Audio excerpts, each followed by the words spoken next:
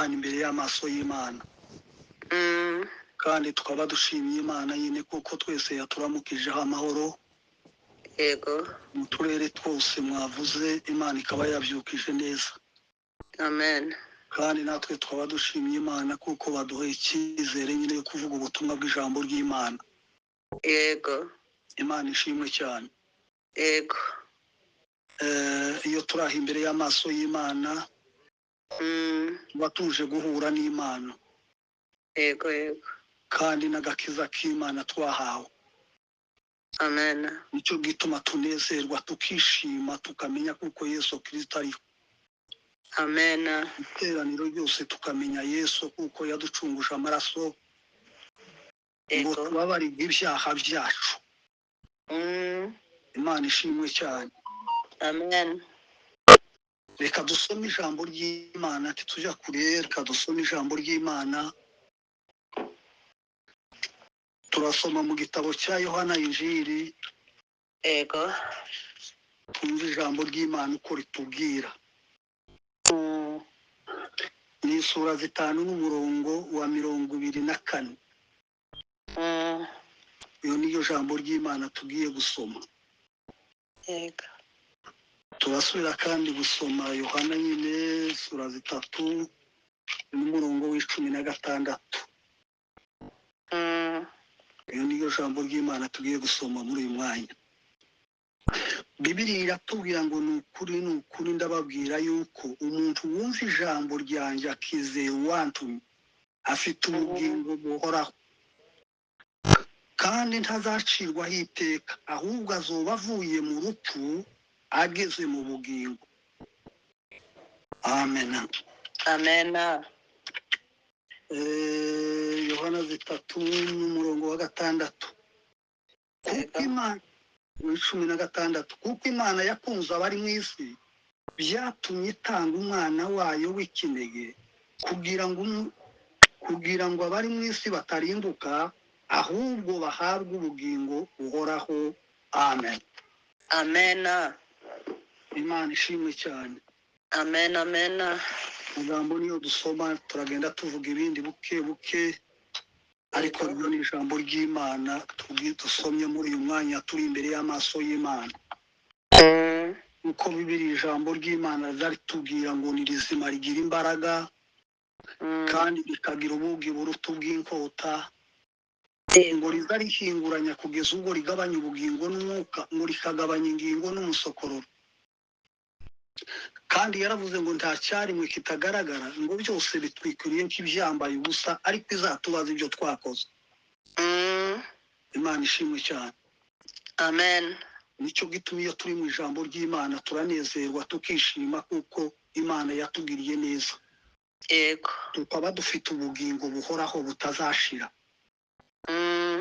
ubugingo butazashira turi imbere y'amaso y'Imana dushima Imana duhimbaza Imana kuko Imana yatugiriye neza. turi mu gakiza k'Imana. amen Bibiliya itubwira ngo yadukuye mu butware bw'umwijima ngo idukuraho itujyana mu bwami bw'umwana wakunda. yego aravuga ngo niwe waducunguje amaraso ngo tubabarirwe ibyaha byacu. niwe ishusho y'Imana itaboneka, niwe fura mu byaremwe. yego ngo ari ibyo mu ijuru cyangwa ari ibyo mu isi, ngo ari ibiboneka cyangwa ari ibitaboneka, ngo ari intebe z'ubwami n'ubwami. yego Bibiliya ngo yabanjirije byose ariko byose bibeshwaho nawe. amen Imana ishimwe cyane. amen ni ijambo ry'Imana niryo ryemera kutweza kandi niryo ridutunganya muri iki gihe cya none tugezemo. yego Bibiliya ijambo ry'Imana ryatubwiye ngo nk'uko Imana yakunze abari mu isi nibyo byatumye itanga umwana wayo w'ikinege yego kugira ngo abari mu isi batarimbuka ariko bahabwe bahabwe ubugingo buhoraho. yego Imana ishimwe cyane. amen kuko Imana itatumye umwana wayo gucira abari mu isi w'iteka ariko yabikoreye kugira ngo abari mu isi bakizwe. yego iyo niyo ntego Yesu yamuzanye. amen kugira ngo dukizwe duhabwe ubugingo buhoraho. Imana ishimwe cyane. Amen. Bibiliya ijambo ry'Imana twasomye Mm. yavuze ngo ni ukuri ngo ndababwira yuko uwumva ijambo ryanjye Yego. akaritegera akaryumva Mm. Imana ishimwe Amen. yamashiraho indahiro ngo ni ukuri ndababwira umuntu wumva ijambo ryanjye akizera uwantumye Yego. afite ubugingo buhoraho Mm. ntazacirwaho iteka ahubwo azoba avuye mu rupfu ageze mu bugingo Yego. Imana ishimwe Amen. azaba avuye mu rupfu ageze mu bugingo Mm. avuga ukuri ni ijambo ry'Imana Yego. iyo duhaye dutekereza tuvuga ngo ni ukuri Mm. ni ijambo ry'Imana Yego.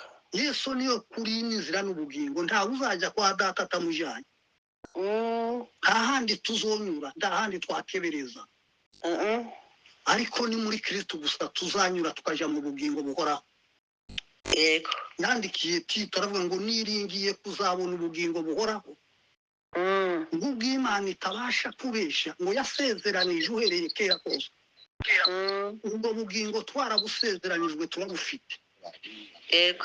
nicyo gituma ukwiriye kunezerwa mu nzu y'Imana Mm. utamenya kuko Imana ifite ubugingo buhoraho tubufite Yego. buri hagati mu mitima yacu Mm. ngo niringiye kuzabona Pawulo niwe wandikiye Tito Yego. isura ya mbere no ku murongo wa 2 Mm. ngo niringiye kuzabona ubugingo buhoraho Mm. bw'Imana itabasha kubeshya Yego. yadusezeranije uhereye kera kose Mm. Imana idufashe cyane Amen. ukuri ni ijambo ry'Imana ukuri kose ni ijambo ry'Imana Mm. rero tarababwira ati ni ukuri ndababwira yuko umuntu wumva ijambo ryanjye Mm. akizera uwantumye Mm. afite ubugingo buhoraho Yego. kandi ntazacirwaho iteka Mm. ahubwo azaba avuye mu rupfu ageze mu bugingo Yego. Imana ishimwe cyane Amen. abavuye mu rupfu twinjiye mu bugingo Mm. tuzaje imbere y'amaso y'Imana twambaye ubwiza bwa Kristo Amen. araho Pawulo yavuze ngo twafanye na Kristo kandi ngo ubugingo bwacu bukaba bwarahishamwe na Kristo ku Mana Yego. kandi ubwo Kristo ari we bugingo azerekanwa amaze ngo natwe duhere ko twerekanwa turi mu bwiza bwe Mm. Imana idufashe cyane Amen. ijambo ryatubwiye ngo ni ukuri Yego. ijambo ryanjye akizera uwantumye Mm. akizera uwantumye afite ubugingo buhoraho Amen. kandi ntazacirwaho iteka ahubwo azaba avuye mu rupfu yinjiye mu bugingo Yego. iwacu ni mu ijuru aho niyo dutegereje umukiza Mm. azava uzaja guhindura iyi mibiri yacu akayishushanya n'umubiri w'ubwiza bwe Yego. ngo niwe ufite imbaraga zo kwigandurira byose Mm. Imana idufashe cyane Amen.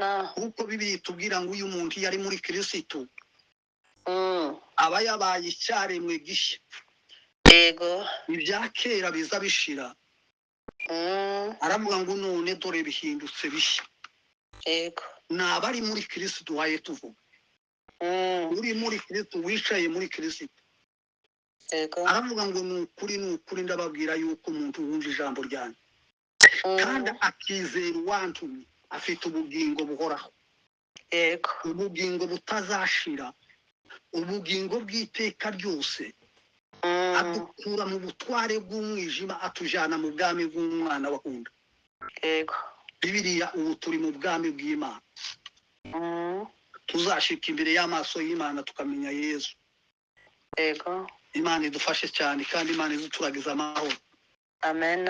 ijambo ry'Imana avuga ngo riratubwira ngo niba twarapfanye na Kristo Mm. iyo dusomye mu gitabo cy'Abakolosayi isura ya 3 no gutangiriraho irakubwira ngo nuko none nimba twarapfanye na Kristo twarazuranywe na Kristo ngo tuza dushaka ibiri hejuru ngo aho Kristo yicaye iburyo bw'Imana ngo kandi tuba duhoza umutima wacu ku biri hejuru atari ibyo ku isi.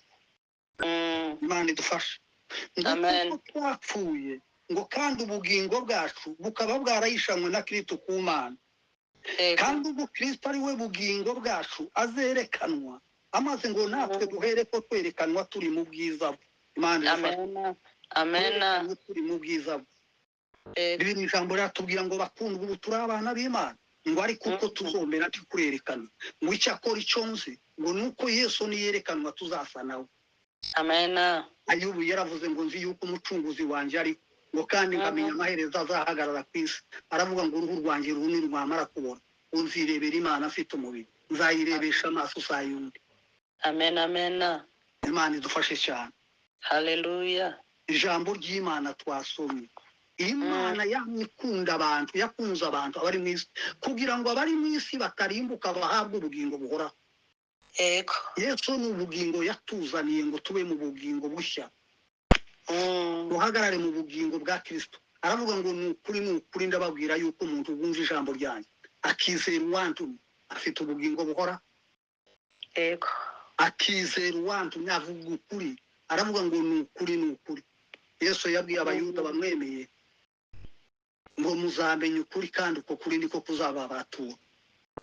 Yesu agiye kurangiza amagambo ye aravuga ngo ubereshe ukuri ngo kuko ijambo ryanjye ari ukuri. Ijambo ry'Imana ni ukuri, n'indunduro y'ijambo ryose ni ukuri. Imana idufashe cyane. Amen. Turi muri Kristo, nicyo cyatumye Pawulo avuga ngo uyu muntu yari muri Kristo ngo aba yabaye icyaremwe gishya, ngo ibya kera biza bishira. Aravuga ngo dore bihindutse bishya.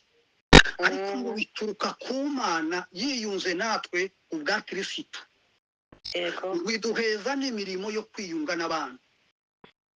Ngo kuko muri Kristo ariho Imana yiyungiye n'abari mu isi, byaba ikibabara ibicumuro byabo, ahubwo ngo yatubyarishije ijambo ry'umwuzuro. Amen. Imana idufashe cyane. Iyo dusomye mu gitabo cy'Abaroma, cy'Abakorinto, niko ijambo ry'Imana ritubwira. Isura 5 n'umurongo w'17, aho ni ijambo ritubwira ngo umuntu yari muri Kristo aba yabaye icyaremwe gishya. Ibya kera biza bishira. Aravuga ngo dore bihindutse bishya. Ariko ngo bituruka he? Bituruka ku Mana yiyunze natwe ku bwa Kristo, ngo iduheza n'imirimo yo kwiyunga n'abantu. Ngo kuko muri Kristo ariho Imana yiyungiye n'abari mu isi, ntiyaba ikibabaraho ibicumuro byabo, ahubwo ngo yatubyarishije ijambo ryayo ryuzuye. Imana idufashe cyane. Amen. Ijambo ry'Imana ngo kugeza ubwo twese tuzasohora, ngo ariko dufite ubumwe bwo kwizera no kumenya umwana w'Imana. Kandi ubwo twese tuzasohora ngo turi abantu bageze ku rugero ngo rushitse rw'igihagararo na Kristo. Imana idufashe cyane. Amen. Abo ni abari muri Kristo duhaye tuvuga. Aravuga ngo ubereshe ukuri kuko ijambo ryanjye ari ukuri. Araho yavuze ngo muhinduke bashya mu mwuka, ngo no mu bwenge bwanyu, ngo mwambare umuntu musha, ngo waremeweho gukiranuka no kwera, ngo bizanwa n'ukuri kuko Imana yabishatse. Imana ishimwe cyane. Amen. Turi ku rugero rukwiriye rw'igihagararo na Kristo, tudateraganwa n'imirabi tujana hirya no hino. Ijambo ry'Imana ryose ni ukuri. Aravuga ngo ni ukuri ndababwira yuko umuntu wumva ijambo ryanjye, akumva ijambo ryanjye, akizera uwantumye, afite ubugingo buhoraho, ubugingo butazashira. Ufite uwo mwana niwe ufite ubugingo buhoraho. Amen. Iyo turi muri Kristo Yesu tuba turacyaremwe gishya, ibya kera biza bishira. Aravuga ngo dore bihindutse bishya. Amen. Imana idufashe cyane. Amen. Ijambo ry'Imana niryo ryeza umwana w'umuntu. Duhagarare muri kuri kw'Imana, twambara imbaraga zo gukirana. Icyo cyatumye ngo duhagarare dushikamye ariko dukenyeye ukuri, ngo twambaye gukiranuka. ngo nk'icyuma gikingira igituza ngo dukwese n'inkweto ngo aribwo butumwa bwiza bubiteguza ikigeretse kuri ibyo ngo dutware kwizera nk'ingabo niho tuzubasha kuzimisha ya myambi ya wa mubi yakumuri mwakira agakiza k'ab'ingofero mwakire n'inkota y'umwuka Imana ishimwe cyane Amen. twambare Kristo Yego.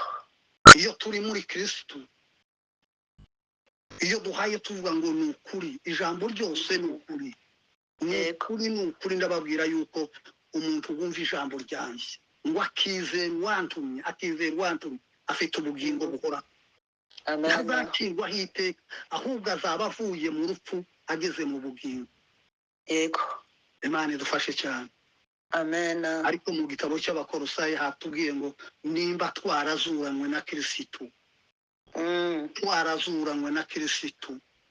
Abakolosayi sura 3 twarazuranywe na Kristo ngo tuzadushaka ibiri hejuru ngo aho Kristo yishaye iburyo bw'Imana. Yego. ngo tuzaduhoza umutima wacu kubiri hejuru atari ibyo kwisi. ngo kuko twapfuye ngo kandi ubugingo bwacu ngo bukaba bwarahishanywe na Kristo ku Mana. Yego. kandi ubwo Kristo ari we bugingo bwacu azerekana amaze ngo natwe duhere ko twerekanwa turi mu bwiza bwe. Amen. Imana idufashe cyane. Amen. ngo bakundwa ngo turi abana b'Imana ariko uko tuzamera tikuyerekana. Amen. ngo icyakora icyo nzi ngo nuko Yesu niyerekana uwo munsi tuzasa nawe. Amen. Amen. Bibiliya avuga ngo tuzamureba uko azaba ari kose. Yego. tuzabona ubwiza bwa Kristo. tuzaba turi muri Kristo Yesu tuzanezerwa tugeze imbere y'amaso y'Imana. Yego. ngo kugeza ubwo twese tuzasohora ariko dufite ubumwe bwo kwiga ngo no kumenya umwana w'Imana kandi ubwo twese tuzasohora ngo turi abantu bageze ku rugero ngo rw'igihagararo na Kristo. Yego. tudateraganwa n'imiraba itujana hirya no hino. ukomere mu ijambo ry'Imana. Yego. turihagararemo kuko yavuze ngo ni ukuri ndababwira yuko wumva ijambo ryanjye ngo akizera uyu wantumye afite ubugingo buhora. Amen. ngo ntazarimbuka na hato ahubwo azaba afite ubugingo buhoraho. ijambo ry'Imana ryose yavuze ngo ni ukuri ijambo ry'Imana ryose ni ukuri. nicyo cyatumye Yesu agiye ku isura ya Yohana isura 17 no ku murongo w'17 niho yavuze ngo ubereshe ukuri. Yesu yari amaze kurangiza imirimo yiwe aravuga ngo ubereshe ukuri ngo kuko ijambo ryanje ari ukuri. ijambo ry'Imana ryose ni ukuri niwo kuri n'ubugingo ntawe uzajya kwa data ndamujana. Yego. duhagarare mu ijambo ry'Imana dukomerere muri Kristo aho niyo tuzaraga ubwami bw'Imana tukazashika imbere y'amaso y'Imana. Yesu akazaza kutujana niho azaturebera. Yesu niho azadusanga twicaye muri Kristo. Bibiliya avuga ngo duhore twicaye muri Kristo duhore dukenyeye amatabaza yacu azayaka ngo tumere nk'uko abantu bategereje shebuja ngo hagarukira ava mu bukwe kugira ngo nakomanga tumukingurire aravuga ngo wahirwa umugaragu azasanga ari maso. Amen. twiteguye kuko Kristo yuzana none. Amen. nubwo duhaye tubona ingorane n'amakuba abahaye bagenda bariko baragenda. Yego. abo bariko baraja mu bwami bw'Imana niho bahaye binjira bariko barinjira mu bwami bwa Yesu. aho Yesu yadutegurije naho ngaho. Yego. nicyo cyatumye avuga ngo ntimuhagarike imitima mwizere Imana. ngo naje mu nizere kuko mu rugo kwa data hari amazu menshi. Yego. iyo abatariho mba mbabwiye kuko ngiye kubategurira hanyu kandi ubwo ngiye kubategura nzagaruka mbajyane iwanje aho ndi namwe muzabeyo. aho niho Yesu yadutegurije kuko tuzaja mu bwami bw'Imana. Yego. aravuga ngo noneho gatwebyeho noneho iwacu ni mu ijuru. aho niyo dutegereje umukiza azaba uzaja guhindura iyi mibiri akayishushanya n'umubiri w'ubwiza bwe afite imbaraga zo kubashisha no kwigandurira byose. Yego. aho niho duhaye turaja muri ubwo bwami nubwo turi hano ku isi. iyi si nubwo twicaye munsi yacu turi ku isi ariko siyo twicayemo turi mu bwami bwa Yesu. iyi si niko imeze. abantu baragenda udasiba abantu bahagaritse imitima cyane imitima irahagarara ariko imitima nituze kuko tuzoja mu ijuru. Amen. Aho niho hari umukiza. Yego. Yaravuze ngo ntimuhagarike imitima. Yabwiraga abigishwa be kandi yaragiye kubasezera abasiga, ariko imitima nanone ntibarekaga kugira imitima. N'ubu imitima yacu nuko imeze. Abantu baragenda udasiba ugasanga imitima natwe yarahagaze, ariko Yesu yaravuze ngo ntimuhagarike imitima, ariko mwizere gusa Imana. Ngo kuko mu rugo kwa data ho hari amazu menshi. Amen. Aho niho yagiye kuduteguza aho tuzoba. Tuzabana na Kristo, tuzicarana na Kristo, tuzaba turi imbere y'Imana, duhaye dushima Imana. Yego. Abahaye bapfa bafite amahirwe, bariko baraja mu bwami bwo mu ijuru. Natwe icyo gihe tuzaboneka turi imbere y'amaso y'Imana. Yesu ubwo azagaruka azasanga turi bazima, tukazakindurwa tukazajana na Kristo mu kirere, turi imbere y'amaso y'Imana dufite ubwiza. Iyo ijambo ritubwira ngo ijambo ry'Imana tuza turyumva muri Yohana, mu byahishuwe Yohana, ngo ufite umugabane wo kuzuka kwa mbere arahiriwe kandi n'uwera. Urupfu rwa kabiri ntirugira icyo rumutwara. Abameze gutyo bazaba ari abatambyi b'Imana kandi bazimana na Kristo imyaka 1000. Uwo ni wo muzuko wa mbere w'abapfuye n'abasigaye ntibazuka iyo myaka 1000 itarashira. Amen. Dutekereze Yesu, tumenye Yesu.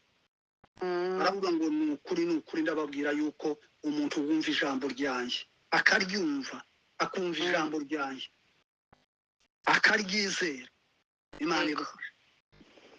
Niko Yohana yavuze ngo ni ukuri ndababwira yuko umuntu wumva ijambo ryanjye akizera uwantumye afite ubugingo buhora. Amen. Ngo ntazacirwaho iteka, ahubwo azaba avuye mu rupfu ageze mu bugingo buhora. Tuzinjira mu bugingo, tuzanezerwa nitwagera imbere y'amaso y'Imana. Aravuga ngo nimuze munezerwa kandi mwishime, ngo mwihimbaze kuko ubukwe bw'umwana w'intama busohoye, kandi umugeni akaba yiteguye, ahawe kwambara umwenda mwiza w'igitare, ariyo mirimo yo gukiranuka kw'abera. Aravuga ngo hakirwa. Imana idufashe cyane. Abafite amahirwe bahaye bitunganya muri iki gihe cya none. Abafite amahirwe bategereje Yesu kuko azagaruka. Abafite amahirwe kuko Yesu azagaruka akazatujyana. Yego. Bibiliya ijambo ry'Imana, Yesu azaza. Dutekereze Yesu kuko azagaruka. Ngo kuko umwami ubwe azaza amanuka ava mu ijuru, azarangurura ijwi rirenga hamwe n'ijwi ry'abamarayika n'impanda y'Imana. Nuko barya bapfiriye muri Kristo, abo nibo bazabanza kuzuka, natwe abazaba bakiriho ngo duhere ko tuzamurwa tuza gusanganira umwami mu kirere. Yego. Aho hazoba hari ibirori bikomeye cyane. Tuzanezerwa nitubwira imbere y'amaso y'Imana, turi kumwe na Kristo Yesu aje kudusanganira mu bihe. Icyo cyatumye Yohana avuga ngo nabonye ijuru rikinguye, ngo ngiye kubona buri farashi y'umweru ihetswe n'iyo kwizera, ngo kandi n'iy'ukuri, ije guca imanza zitabera ikarwana intambara zikwiriye. Amaso ye ngo ni nk'ibirimi by'umuriro. Imana idufashe. Umutwe we ngo afite ibizingo byinshi, ngo afite ijambo ryanditswe ngo ni umwami w'abantu. Amen. Imana idufashe cyane. Amen. Kandi ngo afite izina ngo ritanditswe n'umuntu keretse uzarihabwa. Ngo yambaye imyenda yinishijwe amaraso kandi yitwa Jambo w'Imana. Ingabo zo mu ijuru ziramukurikira, ngo zihetswe n'amafarashi y'imyeru, zambaye imyenda yera y'ibitare. Aravuga ngo mu kanwa ke havamwo inkota ityaye, wayikubita amahanga, azayiragiza inkoni y'icyuma, ayengesha ibirenge byo mu muvuri w'inkazi w'Imana. Araho Yesaya yavuze ngo bazaba baje gucira abakene imanza zitabera, abagwaneza bo ku isi azabategekesha ukuri, kandi isi azayikubitisha inkota ivuye mu kanwa ke. Ngo abanyabyaha azabicisha umwuka uvuye mu minwa ye, ukiranuka kwe kuzoba nk'umushumi akenyeje. Aravuga ngo umurava buzoba nk'umushumi wo mu rukenyere. Imana idufashe. Tuzaraba ubwami bw'Imana. Dutekereze Yesu kuko tuzaja mu ijuru. Yego. Bibiliya ijambo ryatubwiye ngo ni ukuri ndababwira yuko umuntu uzaza wumva ijambo ryanjye akizera uwantumye afite ubugingo buhora. Yego. Kandi mutazarimbuka na hato azaba afite ubugingo bw'iteka ryose. Tuzaraga ubwami bw'Imana tukazaba imbere y'amaso y'Imana. Ngaho ijambo ry'Imana ribane natwe. Amen.